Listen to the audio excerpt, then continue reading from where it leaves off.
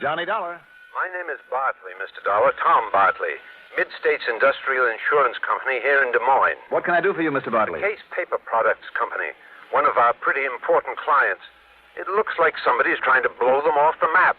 Blow them off the map? Explosions and fires in a couple of their chain of warehouses. Oh? Yes. That have so far cost us over $120,000. And if they have any more of them, or if their main plant here in Des Moines gets hit... I see what you mean. Okay, Mr. Bartley.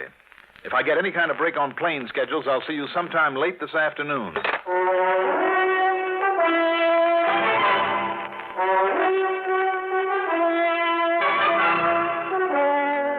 The CBS Radio Network brings you Mandel Kramer and the exciting adventures of the man with the action-packed expense account. America's fabulous freelance insurance investigator, Yours truly, Johnny Dollar.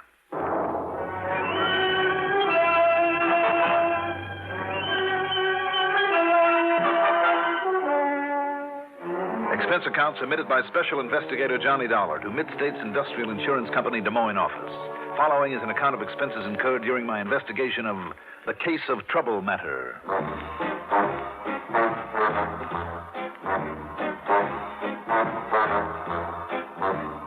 Expense account item 1, $102.65 plane fare to New York to Chicago to Des Moines, Iowa. And thanks to good connections, we circled the transmission tower of KRNT, passed over the Raccoon River, and set down at Municipal Airport shortly after 4 p.m. Item 2, out of force of habit, $50 deposit on a rental car. I headed north on Fleur Drive, that's Route 123, and a few minutes later walked into Tom Bartley's office on Mulberry Street in town. I beg your pardon. Yes, Mr. Case. What? Oh, I'm sorry. Well, may I help you, sir? Well, I don't know. My name is Johnny Dollar, and... Is something wrong, miss? No, I'm sorry. And Mr. Bartley is expecting you, Mr. Dollar, but he isn't here now. Oh? He's gone to Indianola. Where's that? 18 miles south of here, and he wants you to meet him there, Mr. Dollar, just as quickly as possible. Okay, but where down there? He says you'll know when you get there, and that you'll have no trouble finding him. Well, I've never met him, you know. Just the same, he says you'll know when you get there. Funny. And to, please see him right away, immediately. Okay, whatever you say.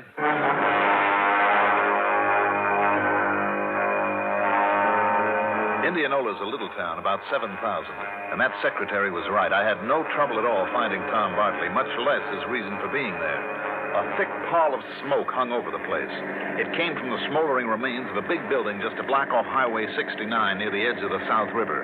A sign at one edge of the property said the building had belonged to Case Paper Products Company. I pulled up next to a group of firemen who were busy with a hose killing the last of the hot spots. Hey, Dollar. Johnny Dollar. Yeah. Tom Bartley. Tom, glad to know you. Well, there you are. There it is, number 3, what's left of it. And this one will cost us $50,000, $60,000 more at least. You think this and the others you called about have been arson, So does Albert Case. He and his brother Ed own the business. Main plant in Des Moines and a lot of warehouses scattered around. Why scattered around, Tom, instead of close to the main plant? No room up there. Also, it saves money because of cheaper property in these small towns. Where are the others? Well, those that are left are in Knoxville, Osceola, Colfax, and Grinnell. But who knows for how long?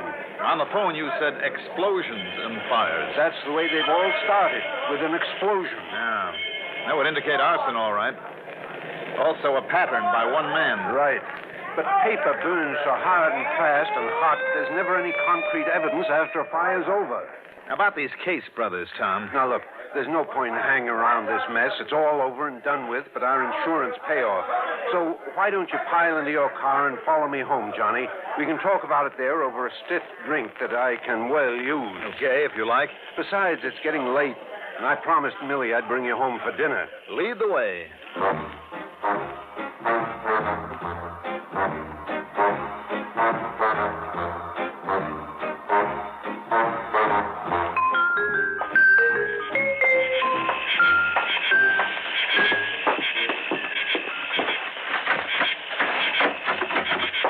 Hi, Millie, we're home. Attractive place you have here, Tom. Thanks. We like it. Oh, hi, darling. Have a busy day at the... What, Ed? Huh? Well, yes, I guess Johnny does look like Ed Case at that. Johnny. Mildred, this is Johnny Dollar. Oh. Well, hi, Johnny. Welcome. Hi, Millie. Now, you two can go in there and relax, and I'll bring you a drink. Scotch and soda, all right, Johnny? It's what Tom always drinks. Oh, that'll suit me fine. Sit down, Johnny. Make yourself comfortable. Thanks, Tom. Mighty attractive little wife you have there. Millie used to be a singer and dancer in a sister act. Oh? Now, about the case, brothers, Tom. Well, Albert actually runs the business. Ed just shares the profits. Kind of a black sheep of the family, I've heard. I see. Here we are, boys. One for you, Johnny. One for you, darling. And one for me. Well, thank you, ma'am. Well, to the gods and goddesses and us. A drink to that. Oh, Tom, darling. Yeah? Before I forget, Albert Case promised to drop in. Good. I want Johnny to meet As him. a matter of fact, he ought to be here right now. He only lives a few blocks away. He's been up in the town of Madrid, Johnny, cleaning up after a previous fire so he can sell the property. You mean he's planning to just pocket the insurance money? I guess so. Incidentally, he himself discovered that fire. He did, hmm? Tom, tell me, how has business been with the Case brothers lately? Well, not so good, I guess, but then that's true of a lot. Now, wait a minute, Johnny. Possibility, isn't it? But Albert Case burned down his own... Oh, now, listen, you don't know him. I know, but maybe you don't either, Tom. At least as well as you think you do. Oh, no, Johnny, you're wrong in what you're thinking. Well, I've known Al Case for years. I've known him well. Mm-hmm. What about his brother Ed, the black sheep? Well, now, Ed, of course, is a different... Oh, excuse me a minute. Hello? Tom, this is Albert Case. It's Al, Johnny. Come listen. Right. Tom, Yes, Al? I told you those fires were set. All of them. I know you did. Well, I have proof. You have, huh? Then we'll be right over. No. What? No, you mustn't come here. And I mustn't stay here. What? What do you mean? Because I... Hello? Hello? Al! I don't get it. Do you know where he lives, Tom? Well, sure, but why did he hang up? Come on, let's go.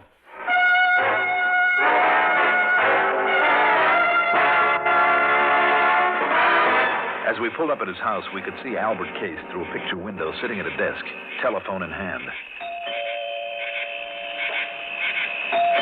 Hey, Al, we're here. Darling, can't you see he's on the phone I in know, there? but he acts as though he doesn't even hear us. Wait, Tom. What's the matter, Johnny? Stand back. Well, what's wrong? Stand back. Here we go now. Johnny. Yes, what's the matter? Couldn't you see from out there? Now do you see? Oh, no, what's wrong with... Oh, no.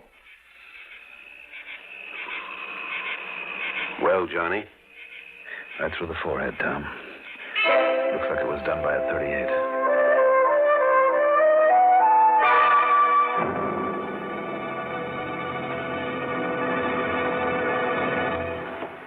Newport filter cigarette. Newport menthol cigarette.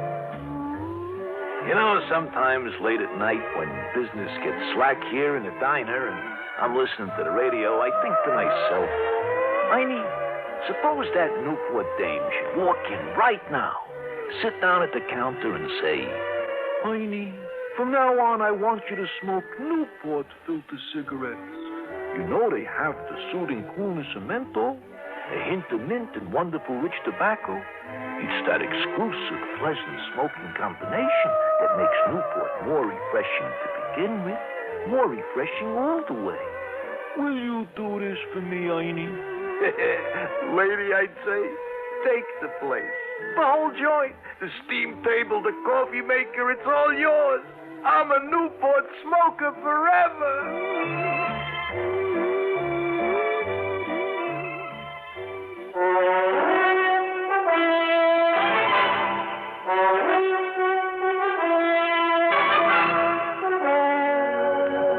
Tom took the telephone out of the dead man's hand and called the police. Millie turned pale and slumped into a chair, and I gave the place a quick rundown, checked the doors and windows. A few minutes later, a young policeman arrived. Were you all here when it happened, Mr. Bartley, Mrs. Bartley, and, who are you? He's working for me, officer. He's Johnny Dollar, insurance investigator. You insurance guys work pretty fast, don't you? Maybe too fast. You related to Mr. Case? Well, are you? No. Why? You look a little like him. All right, now, who busted in the front door? I did, officer, when I saw through the window that something was very obviously wrong with Mr. Case. Oh, just took things in your own hands and busted in, huh? That's right. All right, let's see what I can find out here. Yeah. Sure, here it is. A bullet hole through this window. You know what that means? It means somebody plugged them from outside there. You're sure? Yeah, sure, I'm sure. So go on, you three-hard. Now, where'd your wife go, Bartley? Out to the car. Yeah, well, who told her she could leave? Who told her she had to sit here looking at a corpse?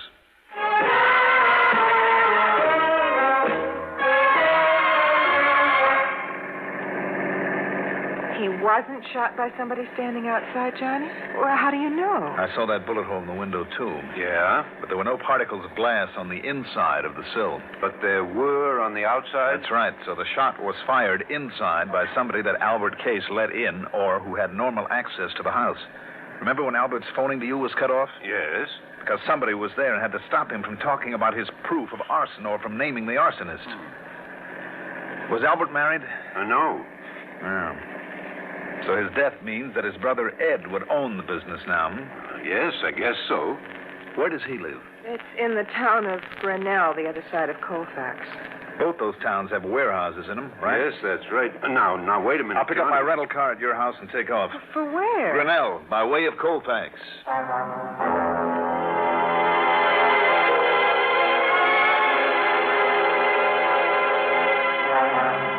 But at Colfax, I made a stop to question some of the people standing around another big warehouse fire. Yes, the Case Paper Products warehouse. But in walking toward it in the semi-darkness, I stumbled over a little old man quietly sobbing to himself. I'm sorry, I didn't mean to walk all over you like that. Oh, what difference does it make? I knew it would happen. I knew this was going to happen. You mean this fire? Yes, and I told Mr. Albert it was going to happen, too. Wait a minute. You mean Mr. Albert Case? Yes, I've been his night watchman for years, I have. And I told him it would happen, I did. Ever since that car started coming around here every night, prowling around, I knowed it wasn't up to any good, and I told him so. I told Mr. Albert about it. What kind of a car was it? Big white foreign car, a Parati with no top onto it. Yes? And when I told him about that car this afternoon, you know what Mr. Albert said? What? He said he knew then. He knew who it was that'd been trying to burn him out. He said he knew him. Did he tell you who he meant? Only that now he was sure. And he give me this gun, this pistol to carry, in case it'd come around again. A white Parati convertible, Yes, sir. And I think I know the man he means, too, that drives one. And if he does come round here, Mr... Hey, let me help you up, Yes, then. You. What? It's you. You're the one. Now, listen, please. After what you've done, I'm going to kill you. Now, wait a minute. Put down that gun. I'm going to kill you.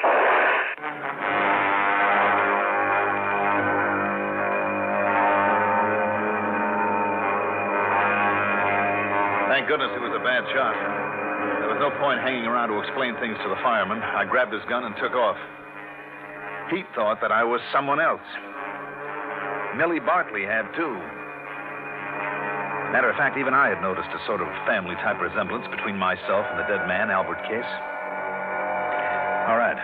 I'd hoped to make the rest of the trip in something under legal time, but after having the fuel pump of my car conk out on me, then spending literally hours at an all-night service station getting a new one, incidentally, that's item 3, 1580, the sun was up by the time I got to Grinnell. At police headquarters there, I barged into the office of Lieutenant Cal Golden without waiting to be announced. Well, you're an early bird. Sit down for a minute while I finish up this report, Mr. Case. What? Oh, sure. Tried all night to phone you, Mr. Case, but got no answer. You did, That's very interesting. I'm afraid I have bad news for you about your brother, Albert. Yeah, we are. Yeah. Seems that last night somebody... Wait a minute. Yeah? Well, I'll be... You look like Ed Case. Don't worry, Lieutenant. You're not the first one to make that mistake. But who are you, then? My name is Johnny Dollar. I'm an insurance investigator. By golly, you look enough like Ed Case to be his twin brother, and you sound like it. Tell me, you haven't been able to contact him yet? No, sir. Then let me throw one at you, Lieutenant. Yeah? I have good reason to believe Ed Case is not only the firebug we're after, What? but the man who killed his brother.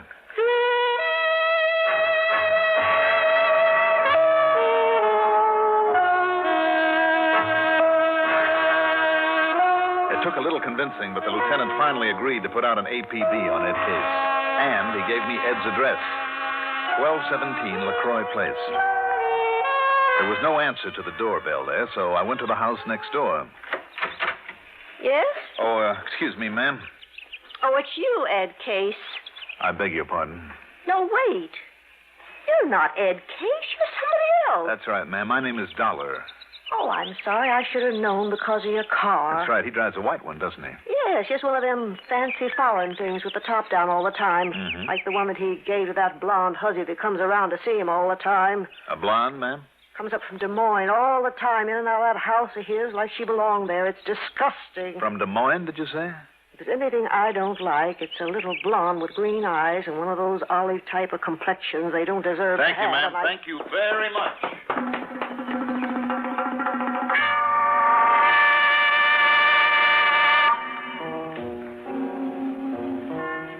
That description of Ed's girlfriend. It was Millie Bartley, Tom's wife. Petite, olive complexion, green eyes, and she lived in Des Moines. And I remembered her momentary surprise when she first saw me. Item 4, 90 cents for a phone call. Why, no, Johnny. I don't know where Millie is. I heard her talking on the phone to her friend Bernice. They used to be in a sister act, you know. Well, then, Tom... But then she ducked out of the house and left in the car. I see. Okay, Tom, thanks. But how are you doing? Anything new that I ought to know about this arson murder thing? No, Tom, nothing you need to worry about. Not yet.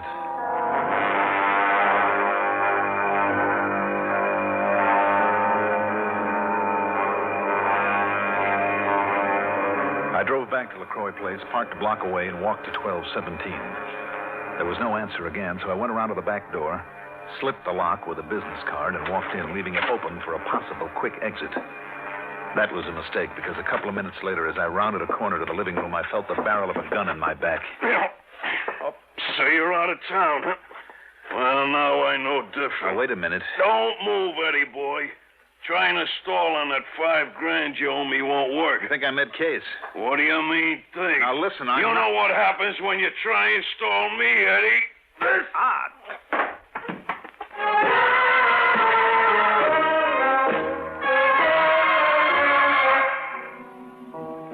He must have really done a job on me, because when I came to, it was dark. And I felt a little bit rocky, to say the least.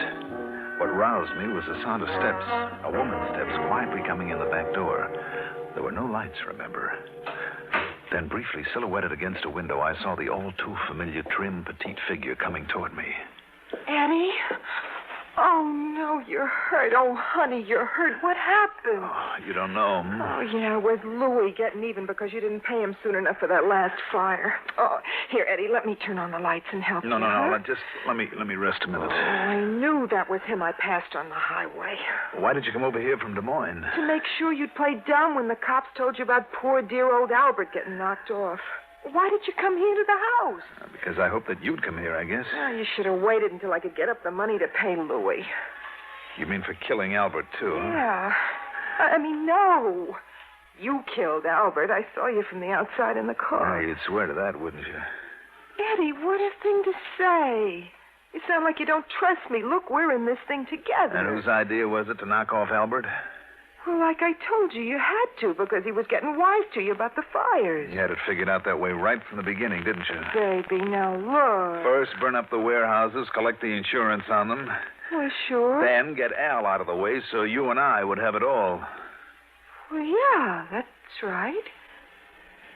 Eddie, what are you talking this way for? I don't understand you. I wish to heaven I didn't understand you, Millie. Millie. Come on, let's turn on the lights in here.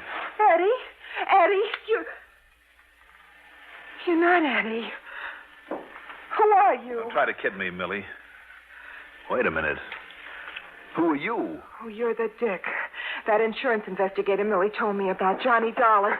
Let me out of here. Sorry, Let baby. go of me. You're going to stay right here. Millie Barkley's sister, Bernice. Oh, well. Sister. Yes. On account of we looked alike, we did a sister act once before she married that Bartley guy. Will you let me go? Not a chance, Bernice. Let me go. I think maybe you better, Dollar. What? Eddie. Yeah, me, Eddie. Don't move, Dollar. Get his gun, Bernice. Take his gun away. Yeah, sure, Eddie. Here it is. Ed Case, That's right. I guess maybe we do look like each other, don't we? It fooled Bernice, Eddie. Before I put the lights on, she told me everything. Eddie, don't believe him. It's a lie. Oh, it isn't, baby. I heard. But listen, I thought he was you. Don't you understand? I thought he was you. Why'd you drive on over here anyway? Because Millie told me Dollar was coming You been here. shooting off your mouth to Millie, too? I could tell she was getting wise about the fire. You told her. No, Eddie, honest. But she was my friend. She thought maybe she could help me out of this mess. Yeah, you're too late, Bernice. Eddie, what are you going to do? I'm going to get rid of the both of you. No. And figure out some way to shut up Louie. But you two are first. Eddie. You'll never get away with this, Eddie. No? Even when I use this gun of yours to knock you off? Eddie, please. You're drunk or you're crazy or something. What, crazy? To save my own life? To keep you and Louie and Dollar here from putting a noose around my neck? It's there already, Eddie, and you know it. Shut up. It won't be after I kill you. Eddie, please, That's please. going to be right now. Wait a minute. Who's that? The cops. It must be the cops. Oh, yeah? Well, if it is, you wait here. You wait. Oh, no, you don't. You should have turned toward that door. Out of my way. Oh, Eddie, you hit me. Now, you, Dollar. Wrong, Eddie. You may have killed her, but you're not going to...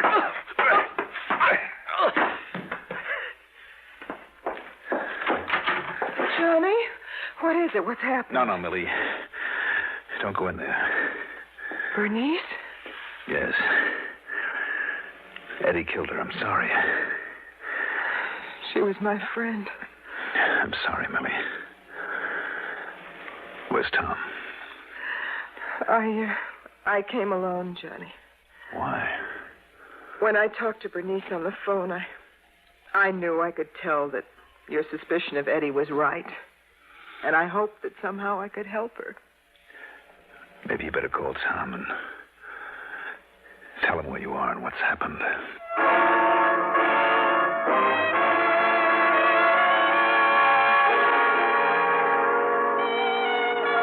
I guess it's pretty obvious what'll happen to Ed Case. Now it's 2 murders against him. As for the insurance and the estate, Iowa law will have to take care of that. Expense account total, including the trip home, $256.10. Yours truly, Johnny Dollar.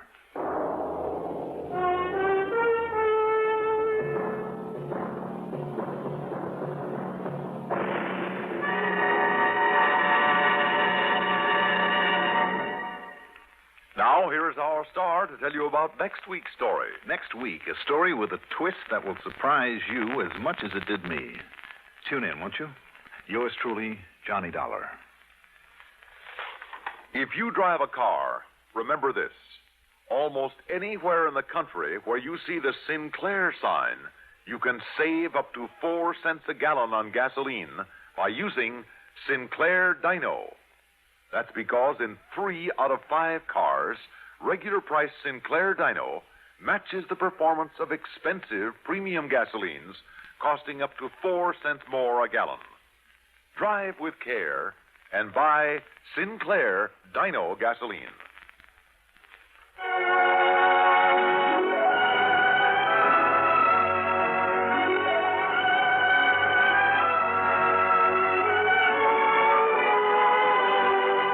Yours truly, Johnny Dollar, is written by Jack Johnstone, produced and directed by Fred Hendrickson. Johnny Dollar is played by Mandel Kramer. Also featured in our cast were John Seymour, Abby Lewis, Terry Keane, Edgar Staley, Jack Grimes, Jim Stevens, and Gilbert Mack. Music supervision by Ethel Huber. Sound patterns by Walter Otto. Technical direction by Fred Cusick. Be sure to join us next week, same time, same station, for another exciting story of yours truly, Johnny Dollar. This is Stuart Metz speaking. Hear the Dean of Newscasters, Lowell Thomas, weeknights on the CBS Radio Network. CBS for Durham, WDNC. It's 6:34. When a headache strikes, headache tension builds up. You feel terrible. You become irritable. When this happens, here's what you should do. Take Stand-Back powders or tablets. The secret of Stand-Back's effectiveness is its combination formula of several medically proven pain-relieving ingredients in one easy-to-take dose. A combination of ingredients that brings you comforting relief from pain. What's more, Stand-Back's gentle and effective action relieves tension, which usually accompanies pain.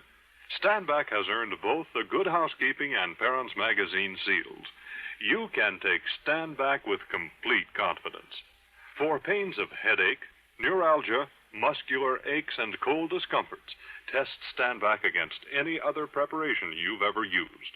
See for yourself how fast, yet how gently, Stand-Back gives comforting relief. Just trade your headache for a smile. Snap back with Stand-Back, tablets or powders.